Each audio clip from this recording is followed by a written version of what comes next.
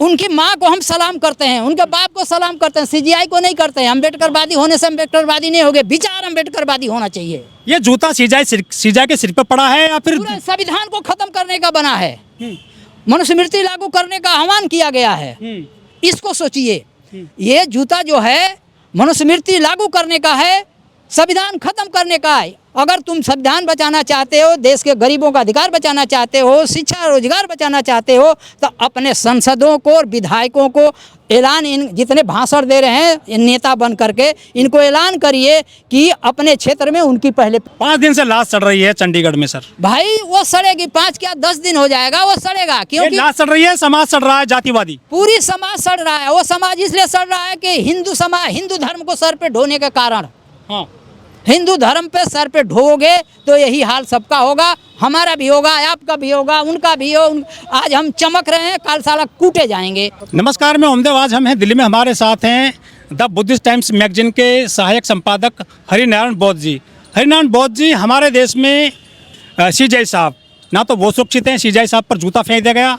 दूसरे नंबर पर जो एडिशनल डीजीपी रहे हैं हरियाणा में, वाई पूर्ण कुमार जी, उन्होंने सुसाइड कर लिया। इसके अलावा एक और घटना हुई इसी सप्ताह में रायबरेली में, वहाँ पर हरिओम वाल्मीकि को चोर समझकर जो मोब लिंचिंग कर दी गई। उसने कहा था कि मुझे मत मारो आप, मैं चोर नहीं हूँ, मैं राहुल गांधी का समर्थक हूँ। उसकी ये थोड़ी सी गलती हो गई, राहुल गांधी का नाम उसने ले लिया जैसे ही, तो हमलावरों ने कहा हम राम के भक्त हैं, हम यहाँ पर कोई राहुल नहीं चलेगा, यहाँ सिर्फ भगवाधारी लोग रहते हैं। ये जो तीनों बड़ी घटना हुई हैं, इनको आप किस तरह देखते हैं देश में?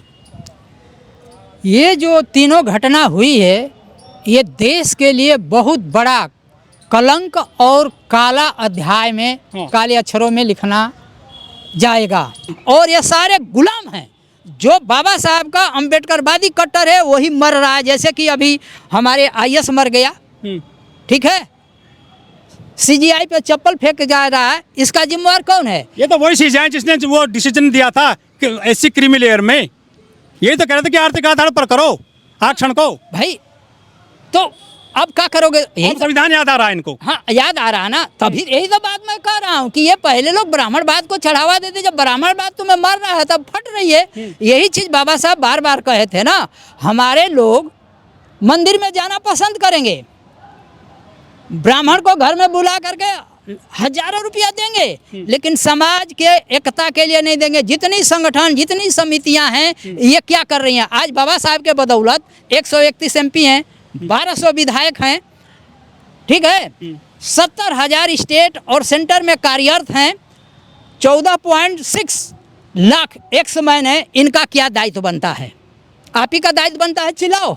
मेरा ही दाऊद बनता है, चिल्लाओ। ये हरामखोर लोग खा के अंगूर बन करके और ब्राह्मणवाद व्यवस्था को सर पे ढो रहे हैं। ये जितने समितियाँ, जितने राजनीति करने वाले हैं, सब क्या हैं? जिनको एक बार कुर्सी पे बैठा दो वो चुनाव नहीं दे। यहाँ हो रहा समता सैनिक दल का देख ले यही बात, या ये अम्बेडकर भवन सोसाइटी का देख लो बात, चाहे ये LIC का देख लो, ये KP चौधरी का देख लो। ये मलाई खाने में लगे, चुनाव होने नहीं दे रहे हैं 30 बरस से। भाई तो ये काम करने वाले बेचारे रोड पे खड़े हैं, हरामखोर लोग पैसा लूट रहे हैं, तो कहाँ से विकास होगा, कहाँ से जनता इकट्ठा होगी? भाई 5 दिन से जो एडिशनल डीजीपी साहब की जो डेड बॉडी है बर्फ में लगी हुई है, वो किसका इंतजार कर रही है? क्या डेड बॉडी को न्याय मिलेगा? जो हरियाणा में, जो चंडीगढ़ में जो पूरा आंदोलन चल रहा है आज, अगर भाई साहब न्याय चाहते हैं तो गलत कर रहे हैं। जितने एक अभी बीजेपी में प्रेजेंट टाइम में 60 MP SC ST के हैं, उनको धुलाई करो, न्याय कल मिल जाएगी। 17 विधायक हरियाणा में। मैं क्या कर रहा हूँ भाई, कोई भी है यार, 17 या 100 है, उनकी धुलाई करो अगर तुम्हें न्याय चाहिए तो। जब तक इनकी नहीं धुलाई होगी तब तक तुम्हें न्याय नहीं मिलेगा। ये इतना 5 साल में 10 लाख करोड़ कमा लेते हैं वो निधि फंड से कि इनकी आंख अंधी हो जाती है। ब्राह्मणों का चप्पल ढोना और उनका तलवे चाटना, बस इनका काम रह गया। जनता जाए जहन्नम में, उनसे कोई जनता से लेना देना नहीं है। बाबा साहब तो अधिकार दिए थे कि वे संसद में जाओ और अपने समाज की बात करो, ये कोई कर रहा है? तो सारे दुश्मन आज के डेट में जो है हमारी समाज का जो दुश्मन है ये सांसद और विधायक हैं। अगर देश में भलाई चाहते हो, देश में अपना विकास चाहते हो, देश में रोजगार चाहते हो, देश में शिक्षा चाहते हो, तो इन 1200 नेताओं, 1200 विधायकों और 131 एमपीओ को आह्वान करे, ये समिति लोग भाषण दे रहे हैं, आह्वान करे कि कल से अपने क्षेत्र में एमपी और एमएलए की धुलाई करनी है। जो कोटे वाले हैं। हाँ, कोटे वाले हैं। भाई कोटे वाले की बात कर रहा ये हूँ तो ना। मजबूत है ना पैसा धेला से।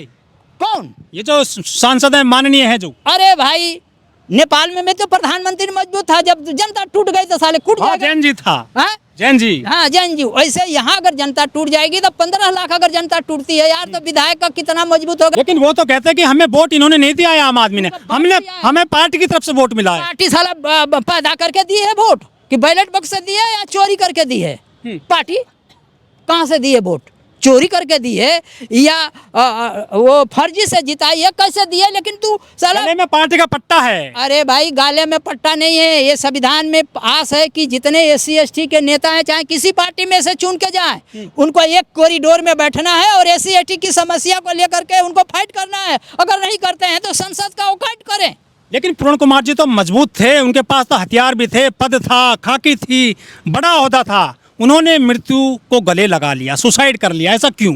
ये बड़ी दुखद बात है। ये इसके बारे गहराई में तो हम नहीं जा सकते, लेकिन ये जो सुसाइड किए हैं ये बहुत ही निंदनीय है। इसके बारे में कुछ नहीं है, फिर भी वहाँ के जनता क्यों खामोश है? वहाँ के MP MLA को क्यों नहीं पकड़ रही है? तुम लोग क्या कर रहे हो हमारे समाज के लिए? ऐसे ऐसे जब नेता, ऐसे ऐसे अधिकारी मारे जाएंगे तो आम आदमी का क्या हाल होगा? लोग कहते हैं कि पढ़ लिख लेते हैं लोग बाग तो खाकी पहन लेते हैं तो जातिवाद नहीं रहता है, सब बराबर हो जाता है, सबको बराबर सम्मान मिलता है, इसमें कितनी सच्चाई है? ये एकदम बिल्कुल झूठ है। कहीं खाकी वर्दी में नहीं कोई जातिवादी कहो खत्म हो गई नहीं है, चाहे खादी में कहो नहीं है, चाहे काली कोट में कहो कहीं नहीं है। ये सारे एक आईवास है आपको हमको गुमराह करने के लिए। खाकी में भी वही गुंडागर्दी है, खादी में भी वही गुंडागर्दी है, खादी में वही गुंडागर्दी है। लोग कहते हैं कि खादी में तो सब गले मिलते हैं वोटों की खातिर, वहाँ जातिवाद नहीं होता है। अरे वहाँ तो जितना जातवादी होती है, उतना नायक पिक्चर देख लो ना कि चुनाव लेना होता था तो वो ऋषि कपूर जो है वो एक आदिवासी लड़की का गोद में उठा लेता है, उसका कमीज पे मुँह देता है, फिर भी कहता कोई नहीं मेरे बच्चा है। घर में जाता है तो बोलता है बुला साले का कौन का बच्चा था जो मेरे ऊपर मुँह दिया, बुला करके उसको मरवा देता है। यही तो है ब्राह्मणवादी व्यवस्था। ये तो सर CGI भी सुरक्षित नहीं है, देश में जूता फेंक दिया यहाँ पर। CGI सबसे बड़े पंच है वो। CGI सुरक्षित नहीं रहेगा। CGI इतना कायर कोई नहीं था। क्यों? अगर ये लोया का केस महाराष्ट्र में कह देता कि इसमें कोई केस नहीं बनती है, खारिज कर दो ना, अपील करने का है, अगर उसी समय चाहा होता तो ये दोनों जेल में रहते, ना गृह मंत्री बनते, ना प्रधानमंत्री बनते। और आज जूता तो फेंकेंगे, जब उनको सर पे चढ़ाए हो तो सर पर से जूता गिराएंगे। क्यों चढ़ाए? माफ कर दिया आरोपी को। क्यों किया? जो IPS लॉबी है वो भी इनका समर्थन नहीं कर रही है, न्याय दिलाने में इनके साथ नहीं खड़ी है। क्या उन्होंने भी किनारा कर लिया है? उनमें भी जातिवाद है। उनमें भी जातिवाद है। जो ब्राह्मणवाद व्यवस्था का गुलाम है वो उनको दलित में मत जोड़िए। वो कट्टर दुश्मन है इस समाज का, चाहे कोई भी हो, हम भी हो उसमें। जो ब्राह्मणवाद का समर्थक है वो अम्बेडकरवाद कहीं हो ही नहीं सकता। अम्बेडकरवाद सिर्फ मुंह से नाम लेता है, अंदर उसके अंदर पाप है, धोखा है, छलावा है। तो क्या न्याय मिलेगा उनकी पत्नी को? मुश्किल लग रहा है। जातवादी बना रखा है, हिंदू धर्म ही जो है देश के अंदर में जहर बो रखा है और अब जहर का फीम बो दिया है। इसको आपको समझाना पड़ेगा। ये हिंदू धर्म को त्यागते क्यों नहीं है?